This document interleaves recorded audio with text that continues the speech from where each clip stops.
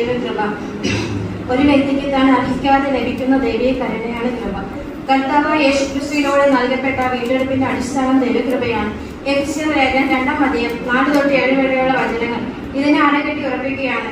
കൃപയാലത്രേ ഓരോരുത്തരും രക്ഷിക്കപ്പെട്ടിരിക്കുന്നത്. ക്രിസ്തു ലോകത്തിലേക്ക് വന്നത് കൃപയിൽ സത്യം നിറഞ്ഞവനായാണ്. കർത്താവ്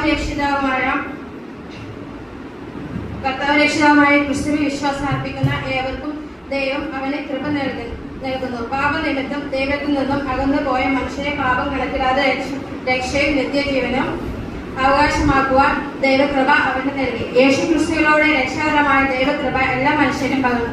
എന്നാൽ മനുഷ്യർ ഇത് ഗണ്യമാക്കാതെ പാപത്തിന് അടിമപ്പെട്ടുകൊണ്ടിരിക്കുന്നു. തീത്തോസ് 2:11 ഇപ്രകാരം പറയുന്നു: സകല മനുഷ്യർക്ക് രക്ഷാകരമായ ദൈവകൃപ ഉദിച്ചുവല്ലോ. ഈ കൃപ നമുക്ക് സൗജന്യമായി ലഭിച്ചിരിക്കുന്നുവെന്ന് നാം മറന്നു പോകട്ടെ. ക്രിസ്തീയ ജീവിതത്തിൽ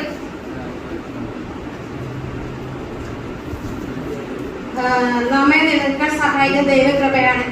ഏകന്റെ ലേഖനത്തിൽ അനേകർ മരിച്ചു. എങ്കിൽ ദൈവകൃപയും ഏകമനുഷ്യനായ യേശുക്രിസ്തുവിന്റെ കൃപയിലുള്ള ദാനവും അനേകർക്ക് വേണ്ടി ഏറ്റവും കവിഞ്ഞിരിക്കുന്നു. വചനം ജഡമായി തീർന്നു, കൃപയും സത്യം നിറഞ്ഞവനായി നമ്മുടെ ഇടയിൽ പാർത്തു.